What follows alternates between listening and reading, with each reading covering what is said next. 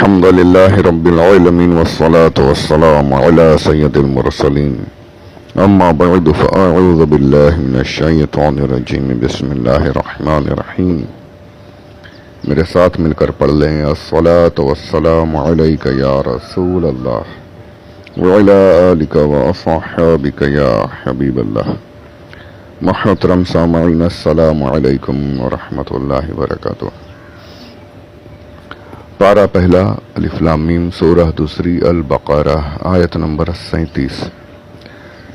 توبہ کے تعلق سے کافی کچھ باتیں میں نے عرض کی. اس کے بعد آگے ارشاد پاک ہے فتاب علیہ انہ هو التواب الرحیم.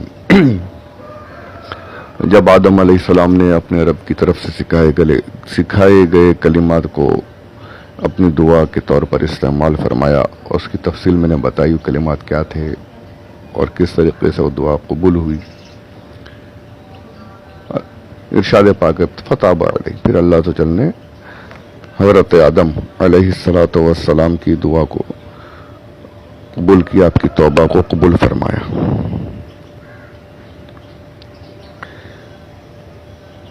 تو اللہ نے اس کی توبہ قبول کی. بے شک وہی ہے بہت توبہ قبول کرنے والا مہربان. انہ هو التواب الرحیم. تواب، جیسے میں نے پہلے کہا کہ توبہ بندے کی طرف نسبت کریں گے تو توبہ کا معنی یہ کہ بندہ رجوع کرے گناہوں سے اور نیکیوں کی طرف راغب ہو جائے، پلٹے. اور اللہ کے عز و جل کی طرف جب اس کو استعمال کریں گے تو اس کا معنی یہ ہوگا کہ اللہ عز و جل عذاب اور سزا سے رجوع کرے اور رحمت و مغفرت کی طرف پلٹ آئے. یعنی ایک ہی لفظ ہے، دونوں طرف معنی الگ الگ ہیں. اللہ عز و جل نے یہاں پر اپنے لیے لفظ تواب کا استعمال فرمایا ہے، تائب نہیں ہے. حالانکہ تابا یتوب توبتن فہو تائب، یہ عربی کا قاعدہ اس طریقے سے بنتا ہے، پر یہ لفظ آپ استعمال نہیں کر سکتے. بندے کے لیے ضرور کریں گے. اللہ عز و جل کی شان پاک وہ عظمت والی شان ہے کہ یہاں پر تائب کا لفظ استعمال نہیں کر سکتے. وہی توبہ ہے، اسی سے تائب بن رہا ہے، اس کا معنی بھی وہی ہے، توبہ کرنے والا. دونوں کی طرف توبہ کا استعمال کر سکتے ہیں لیکن تائب نہیں. توبہ بندے کے لیے تائب ہوگا، توبہ کرنے والا. اللہ عز و جل کی طرف توبہ قبول کرنے والے کے لیے تائب نہیں استعمال کریں گے. وہاں رب نے خود اپنے لیے ارشاد فرما دیا هو التواب الرحیم. وہ تواب ہے، تائب نہیں، تواب. یہاں ایک بڑا پیارا نقطہ ہے، اسے سمجھنے کی بات ہے. بہت میری باتیں ہوئی دیوبندیوں سے،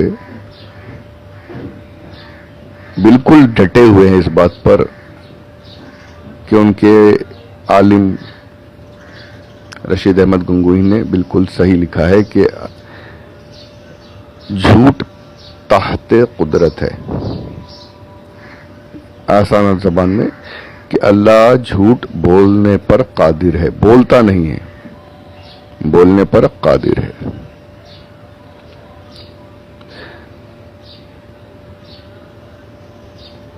بولے گا نہیں، بولتا نہیں. پھر اس کو خلف وعید پہ لے آتے ہیں. کیا کیا اپنے عالم کے گندے اور غلط عقیدے کو بچانے کے لیے پوری امت کو گمراہ کر کے رکھا ہوا ہے. یہاں پر اس آیت کے مطابق کچھ باتیں یہاں پر آ رہی ہیں، وہ میں آپ کو عرض کر دوں. تفسیر قرطبی جلد اول صفحہ نمبر 484، اسی آیت کے فائدے میں سمجھ لیجیے. آپ لکھ رہے ہیں کہ اسی آیت کے تحت لکھ رہے ہیں لا يجوز ان يقال في حق اللہ تعالی تائب. یہ بالکل جائز نہیں کہ اللہ عز و جل کے لیے لفظ تائب کا استعمال کرے. اسم فاعل من تابا یتوب، تابا یتوب سے اسم فاعل ہے تائب. لأنه ليس لنا أن نطلق عليه من الأسماء والصفات إلا ما أطلقه هو على نفسه أو نبيه عليه السلام أو جماعة المسلمين، وإن كان في اللغة محتملا جائزا. هذا هو الصحيح في هذا الباب. بڑی پیاری بات ہے اس کو سمجھنے کی. کسی فرماتے کسی کے لیے جائز نہیں کہ اللہ عز و جل کے لیے لفظ تائب کا استعمال کرے، حالانکہ تابا یتوبو سے اسم فاعل ہے، پر آپ تائب کا لفظ اللہ کی شان کے لیے استعمال نہیں کر سکتے. فرماتے ہمیں تو وہی، ہمیں صرف یہی کرنا ہے، ہم اسی چیز کا، اسی لفظ کا استعمال کریں گے اللہ عز و جل کے لیے جو خود اللہ تبارک و تعالیٰ نے اپنے لیے استعمال فرمایا، یا اس کے پیارے نبی ہمارے پیارے آقا محمد مصطفیٰ صلی اللہ علیہ وآلہ وسلم نے ان لفظوں کا اللہ عز و جل کے لیے استعمال فرمایا ہو.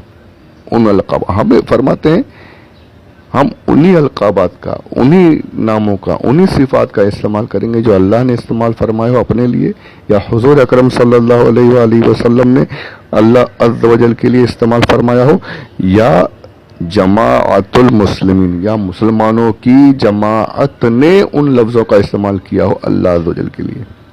تفسیر قرطبی ہے، میرے گھر کی کتاب نہیں، بریلی شریف کی کتاب نہیں، اعلیٰ حضرت کی لکھی ہوئی کتاب نہیں.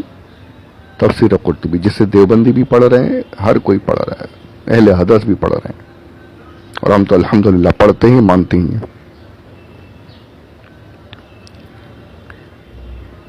اس کو پہلے سمجھیے کون سے الفاظ آپ استعمال کریں گے جو اللہ عز و جل نے، الفاظ کس چیز کے؟ اسماء و صفات.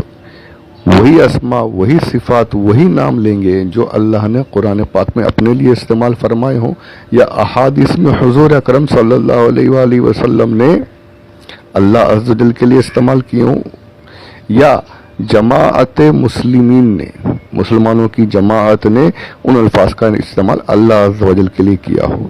تین چیزیں آپ نے سامنے رکھ دی.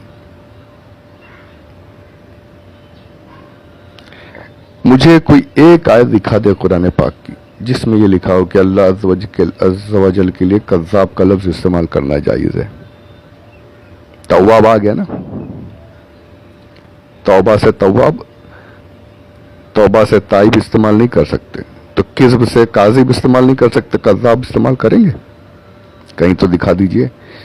جو جھوٹ بولنے پر قادر ہو اسے کیا کہتے ہیں؟ کذاب ہی کہیں گے نا، کاذب بھی کہیں گے نا. کہیں پر ایک لفظ، ایک قرآن کی آیت دکھا دیجئے جہاں پر اللہ عز و جل نے اپنے لیے یہ لفظ استعمال کیا. بلکہ قرآن پاک میں تو لعنت اللہ علی الکاذبین کا لفظ ہے، جھوٹوں پر اللہ کی لعنت. اللہ عز و جل خود اپنے اوپر لعنت کر رہا ہے، معاذ اللہ رب العالمین. سوچنے کی بات ہے. چلیے قرآن پاک میں نہیں ملا، حدیث شریف میں دکھا دیجیے جہاں پر حدیث میں پاک میں یہ ہو کہ اللہ عز و جل جھوٹ بولنے پر قادر ہے، جھوٹ بول سکتا ہے، کاذب ہے، کذب پر قادر ہے. یہ ایک لفظ دکھا دیجیے. احادیث کا خزانہ موجود ہے ہمارے پاس. صحیح رہنے دیجیے، آپ مجھے ضعیف حدیث میں دکھا دیجیے کہ اللہ جھوٹ بولنے پر قادر ہے. چلیے یہاں بھی اگر آپ کو نہیں ملا تو جماعت مسلم، ہمارے ائمہ نے بالکل قاعدہ بنا دیا، جماعت مسلمین، مسلمانوں نے جماعت میں سے کسی، آپ بڑے اکابرین میں سے کسی کا آپ کتاب میں دکھا دیجئے کہ اللہ عز و جل جھوٹ بولنے پر قادر ہے. اور جب نہیں ہے تو پھر کیوں اپنے مولوی کو بچانے کے پیچھے پڑے ہو؟ اللہ کی شان کو بڑھانا ہے یا اپنے مولوی کی شان کو بڑھانا ہے؟ وہ کفر بک کر چلا گیا، لکھ کر چلا گیا، اب مان لو نا. یہ غلط عقیدہ ہے، یہ گندی بات ہے، یہ برا عقیدہ ہے. کیوں اس پر اڑے ہوئے ہو؟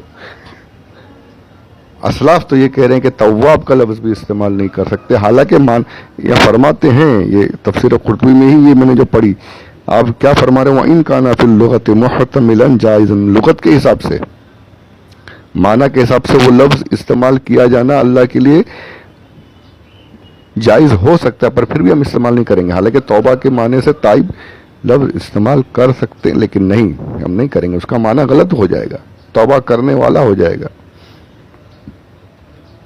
ایسا لفظ جس کا معنی اللہ عز و جل کی شان کے خلاف ہو جائے وہ لفظ آپ استعمال نہیں کر سکتے. پھر یہ کیسے ہم مان لیں کہ کیسے یہ سمجھ لیں کہ اللہ عز و جل جھوٹ بولنے پر قادر ہے, وہ قاذب ہو سکتا ہے. جھوٹ بولنے والے کو قاذب بھی کہیں گے نا, کذاب بھی کہیں گے نا, وہ کذاب ہو سکتا ہے. جھوٹ بولنے پر قادر ہے تو کذاب ہو سکتا ہے نا. کذب تحت قدرت شامل ہے یہ لکھا ہے نا, اور اسے یہ لکھا کہ مسلمانوں کا عقیدہ ہے. اللہ اکبر. دکھاؤ نا کس آیت میں لکھا ہوا ہے, کس کتاب میں لکھا ہے کہ اللہ جھوٹ بولنے پر قادر ہے. اللہ اکبر. اپنے مولوی کو بچانے کے لیے اللہ عز و جل اور تمام جماعت مسلمین کے خلاف چلے جا رہے ہیں. یہ ہے دیوبندیت کی اصلیت. اس بات کو سمجھنا چاہیے. آج لوگ کیا نماز پڑھ رہے ہیں, کیا تبلیغ کر رہے ہیں, کیا بہت اچھے لوگ ہیں, یہ اچھے لوگ ہیں. آئیے ابھی میں ان کے گھر کی گواہی پیش کرتا ہوں آپ کے سامنے. تفسیر معارف القرآن لکھنے والے ہیں مفتی شفیع دیوبندی, اس کی جلد اول صفحہ نمبر 201 یہی آیت, اور اس کے بارے میں آپ لکھتے ہیں تواب اور تائب میں فرق, اور اسی تفسیر قرطبی کا حوالہ دیتے ہیں.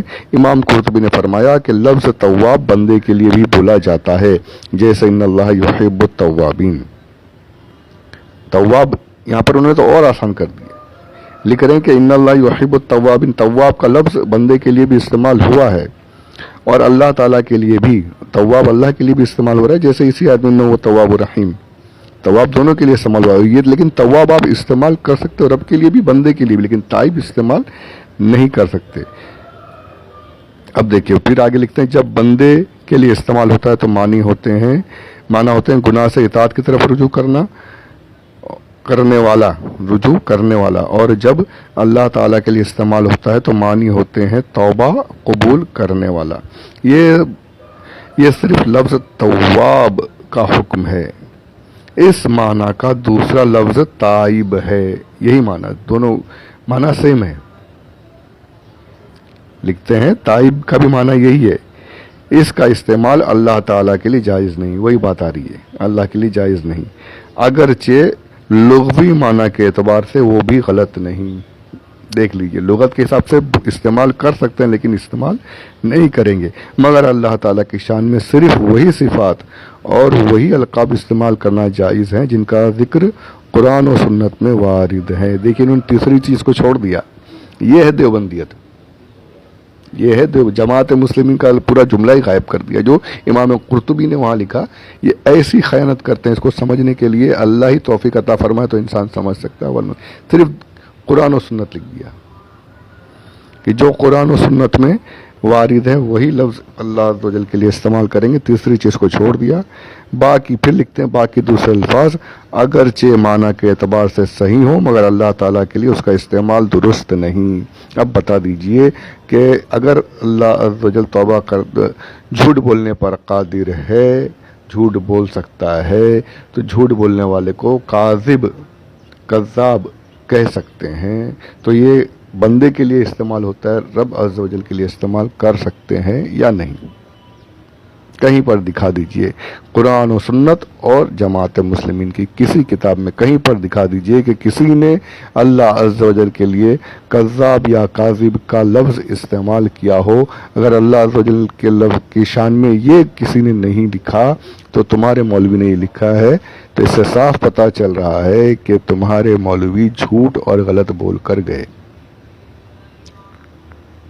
اللہ عز و جل کی شان یہ نہیں کہ اللہ جھوٹ بول سکتا ہے, جھوٹ بولنے پر قدرت ہے. معاذ اللہ رب العالمین, صد بار معاذ اللہ. میرے بھائیوں سمجھیے اس بات کو کہ یہ کیا ہے دیوبندیت. اس سے بچنے کی بہت زیادہ ضرورت ہے, ان کے گندے عقیدوں سے بچنے کی بہت زیادہ ضرورت ہے. اللہ ہم سب کو گندے عقیدوں سے بچائے, ہر ایک گندے عقیدے سے. صحیح عقائد اہل سنت پر قائم دائم فرمائے اور ہماری زندگی سنیت پر قائم رہتے ہوئے سنیت اور ایمان کے ساتھ موت عطا فرمائے. آمین بجاہ النبی الامین صلی اللہ علیہ وسلم. صحیح لگے تو شیئر کیجئے, آگے بڑھائیے, سبسکرائب کیجئے. اس کام کو بڑھانے میں خود بھی حصہ لیجئے, لوگوں تک پہنچائیے, اور اپنے لیے اور میرے لیے آخرت کا سامان کیجئے. پروردگار قبول فرمائے. وما علینا الا البلاغ.